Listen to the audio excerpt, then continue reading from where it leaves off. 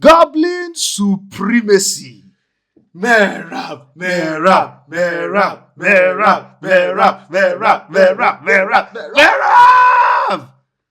Umar Nurmagomedov's biological father, Merab Dvalishvili, was defended. victorious over the very strange, very intense, very emo-looking Sugar Sean O'Malley. Sugar in his boots. Hey man, he used all the sugar in his boots to run for the first two rounds. No. In round one, he was running. He was on his bicycle. He was man, running. I even said he get him out of there. Look. Tim Welch even told him, look, if you want to win this fight, you have to. run. You can't run. He did better in round two. To me, round two was actually very close, in my opinion. But Merab's gonna Merab. For Merab, bro. Dude, Merab is so strong. Like, he kept trip. Do you know that Merab does this chain wrestling thing where he shoots? He doesn't just try to trip you once or twice. He keeps trying to trip you. And O'Malley, do you know O'Malley stuffed takedowns like mad? Yeah, he stuffed a lot of takedowns. He got between round 1 and round 2. He only landed 3 out of 8 takedowns. Yeah, and that's the problem, guy. Like, that's the problem with Merab. Like, you could see in round 2, O'Malley was sitting down. He was taking deep breaths. You know, he needed air. Like, that was when that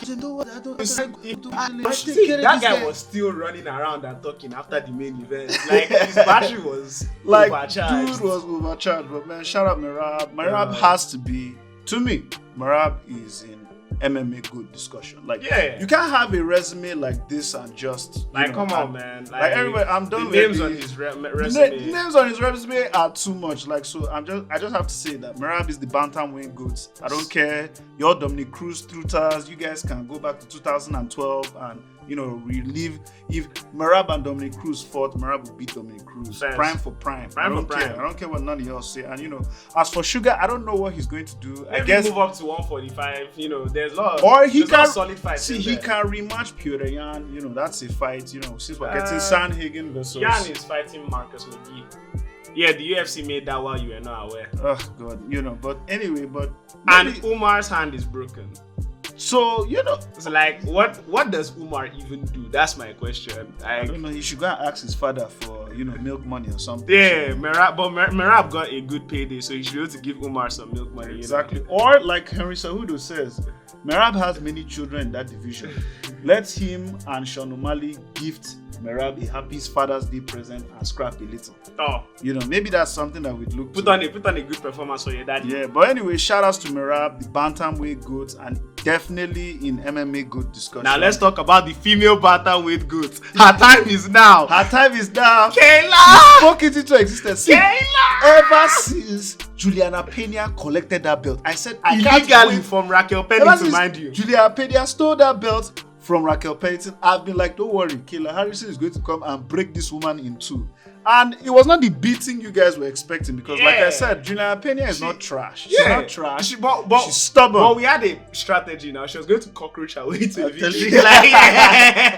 Weasel her way. Use illegal. Yeah, she started using the illegal shit. I'm telling you, she was already using it. It was already very funny, but she got a point. How are you already 2 rounds down in round 1? How? What were you thinking? What are you going to do for the rest of the fight? No, but anyway, shout out Kayla Harrison. She spoke her victory into existence. I appreciate people who have that strong mindset, that strong will. She even admitted that she almost quit doing the weight cuts, but she knew her purpose. She knew what she was supposed to do.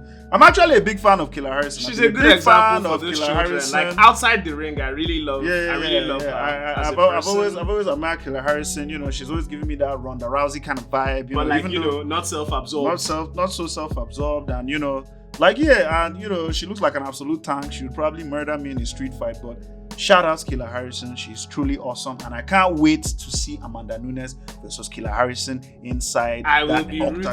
I will be rooting for Kayla Harrison strongly to choke out Amanda Nunes and become the one true female MMA goods alongside Mrs. Valentina Shevchenko, who is the real MMA good. But shout out Kayla Harrison. We love you, Kayla. Yeah. But moving up next, we have a classic border control combat.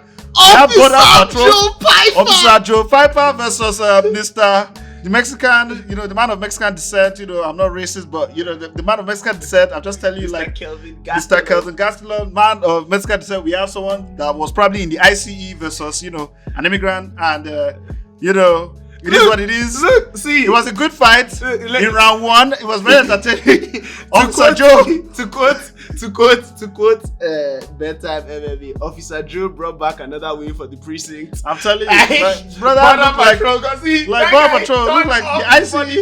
Like he turned off his body cam, brought his baton, and he was very smacked up. But Kevin Gastelum, I want you to resist. I want you to resist. And Kevin Gastelum was like, I bet, so Look. Kevin Gastelum really got some pop in his step. Yeah. He came back into the fight and he actually did well. People that were saying that it was an even fight, I didn't really see it. The more meaningful shots, everything meaningful were landed by Officer Joe. I mean, he could have done more with leg kicks. He could have gone lower. He didn't head kick enough. He didn't go to the body enough, but.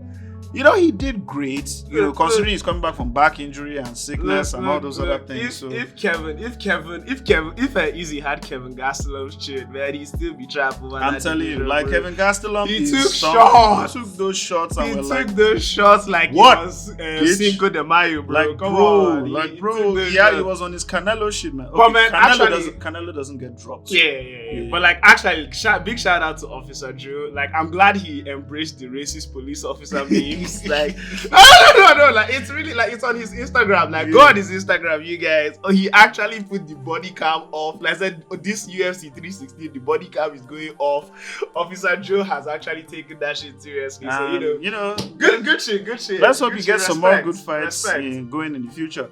Up next, we have this very lost individual who won his fight. We don't care. We don't care how good he was. Nobody cares. Fuck cares about you. Screw you. Get out of here. No problem. Get out. Go die in a ditch somewhere. Fucking talk about. Two more things that were interesting. Like Kevin Holland choking out Vincente. He did a Vincente Luque to Vincente. I'm telling you, like that is crazy. Like that. Maybe Kevin Holland being so salty and not being able to take a joke, maybe it'll help him awaken his actual fight potential. Exactly. Like, I'm hearing he's calling out Colby Covington. I want to see him versus Colby Covington. Yeah, I would actually love to see that fight. Like, let us know what you guys think in the comments below. What you think about that fight? If it's a good fight, you'd love to see. But yeah, shout out to Kevin Holland. I mean, you still got choked out by Rania Derrida, and you probably will still get choked out by someone who's ranked, but it is what it is. You did random well. segue. Derrida is 3-for-3 with 3 finishes in the UFC. Interesting. Which is crazy. But anyway, it is moving on to the prelims. Moving on to the prelims, and you know how we do it when lightning it comes to round, the prelims. baby. We go them lightning rounds, baby. So here we go. Silva versus Van. Morazakana. Hey, Jesus Christ, this name is so awful. Morazakano versus Ribeiro. Morazakano is a light heavyweight Colby Covington. Fair enough. Spivak versus Acosta. Spivak called robbery. Acosta called like high pressure in round 1 and 2. It is what it is. Williams versus Medic. Chaos Williams sold everybody's parlay. Silva versus Kong. Oh, Wang Kong really just fucked up that girl's legs. Sarag versus Yu. Conor McGregor! Salkid versus Ashmuz. For the Viltrum Empire, Salkid brought it out again.